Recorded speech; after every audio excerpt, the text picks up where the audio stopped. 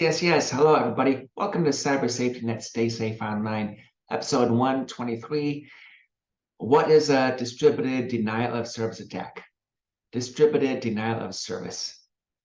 My name is Anthony Germanos, and I will be the presenter today. If you are a victim or a target in a distributed denial of service attack, you're in for a bad day. Now I'll show you how to tell if you are being victimized, and B, what to do to prevent being victimized in the future. Today's presentation is sponsored by my fourth book, How Hacks Happen. In How Hacks Happen, there are two personas. There's me, Mark, the good guy, who wants to protect you. And there's Brad Cracker, the bad guy, who wants to rip you off. Brad says he's good at hacking, he likes the easy money, and it's just so damn easy. The world according to Brad Cracker. One of his tools is the distributed denial of service attack, which he can launch on somebody or some organization he doesn't like. Back in episode 102, I presented the CIA triad, or the confidentiality, integrity, availability triad. And I'd say, since we're talking about the availability of your web server or your email server or the computer you're trying to remotely access, we are in the availability domain. Because when that computer is getting bombarded with requests, it can't provide the service that you assume it will provide. We're definitely in the availability domain here. Let's step aside from the computer world and talk about your office. I'll first show you denial of service and then get into distributed denial of service. Let's suppose you have a receptionist, and this receptionist has a lot of work to do. However, on Monday morning, somebody comes in and starts talking, and this person distracts your receptionist from doing what you need her to do. Maybe this person comes in and starts talking about their love life or lack of love life, or some stupidity that happened over the weekend, or maybe their favorite sports team. That's not what the receptionist is supposed to do, not sit there and listen to people harp about things that are not work-related.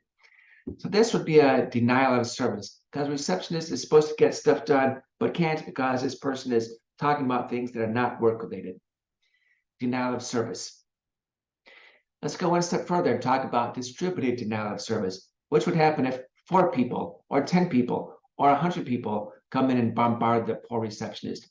Remember, she has a list of things that she needs to get done, but can't because people are up at her desk yapping away about things that are not related to work. This is a distributed denial of service. Now let's go back to the computer world and talk about distributed denial of service. And here I'm going to talk about Windows Remote Desktop, which is a service that has been in Microsoft Windows for more than 20 years. On the upside, it's convenient and it's free. On the downside, when hackers see that remote desktop is available, they start pounding away at it. They use word lists and hope that they can stumble across a username and password eventually that will let them log on to that computer. On network side here, where they have remote desktop, I see that there's traffic coming in from many different servers throughout the world through random locations. And this tells me that one computer, in this case, a computer running remote desktop, is getting bombarded with requests. For this example, I saw that there were requests coming in at the rate of 11 attempts per second. Somebody launched a botnet and is trying to connect to a computer running Windows Remote Desktop at the rate of 11 attempts per second. And they do it because they hope they will eventually stumble across a username and password that works. That's because they control a botnet. Now in this screen capture, up at the top, I have an attacker, and the attacker can initiate commands to command and control servers. And those command and control servers initiate commands to a botnet.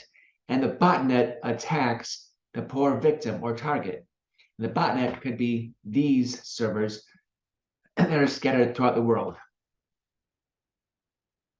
How do computers participate in a botnet?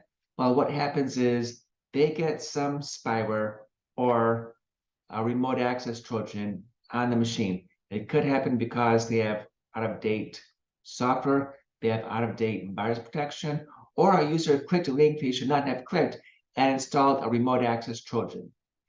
The user might not know that they are participating in the botnet, but when the attacker decides to launch the attack, then that computer where you are trying to do some work is participating in a botnet. And you're sending outbound traffic to the victim, but you're also receiving inbound traffic from the command and control server. This is kind of like back when we were in school, when the principal woke up at 5 a.m. and determined that there was too much snow. He wanted to call a snow day. The principal would call 3 people, and those 3 people would call another 3, and eventually word would get out that that school was canceled. There's too much snow. And yes, I am recording this in January. Thank you very much. What do you do if you think that you are the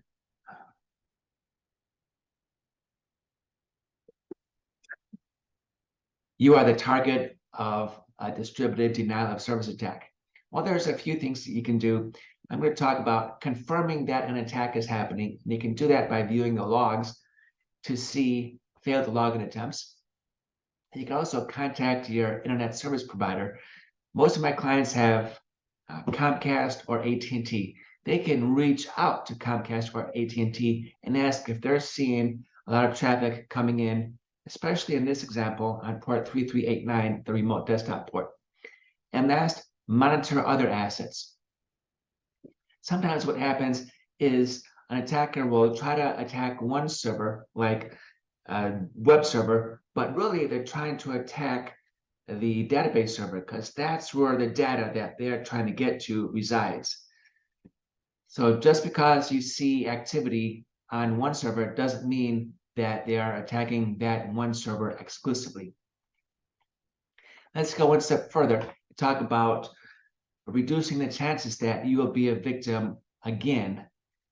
Number one is identify your critical assets. Your web server, your database server, your email server, your computer's running remote desktop, those would be critical. Your wireless printers, probably not as critical. It's not as important to monitor those. Because remember, from the hacker's mindset, he wants to get to some data that he can use or sell. And next, you should enroll in a DDoS or distributed denial of service. The firewalls I deploy are sonic walls, and they have IDS and IPS. IPS is intrusion prevention service. If they see traffic coming in over and over and it's rather aggressive, then the sonic wall can block traffic from that IP. You have to pay for good business class firewalls. Sonic walls, you can't get them for $99. So if you're protecting your network with a $99 Best Buy firewall, you're not doing a good job protecting it because the $99 Best Buy firewall is not sufficient for providing business class protection on your assets. Next, understand service provider agreements. If you have an agreement with Comcast, AT&T, or whomever your ISP is, then they should be checking proactively to make sure that all the traffic from an attacker or a botnet will not get to you. It's not free, you have to pay for it. Now, I was talking about remote desktop earlier. If you are using remote desktop, then you probably have a scenario like this, where you're using one computer. In this case, it's a Windows 10 computer, and you're remotely accessing through remote desktop another computer, maybe at your office. In this case, it's a Windows 10 workstation that is remotely connecting to a Windows 11 workstation somewhere else. Yes, it's convenient, and yes, it's free, but I'm against it because when a hacker finds that port 3389 is open on the firewall, then they start pounding away, hoping that eventually they stumble across a username and password that will work. block that port 3389 traffic because your logs are going to report a botnet pounding away, trying to get to that remote desktop workstation. You know what? We're done. I know there are other places you could have been. There are other things you could have been doing, but instead you chose to listen to me, Mark Anthony Germanos, tell you how to reduce your chances of becoming a victim of a distributed denial of service attack. And just block that port 3389 traffic. That's a good way to protect your network, and it takes you about 2 minutes to make it happen. Mark Anthony Germanos, thank you, everybody.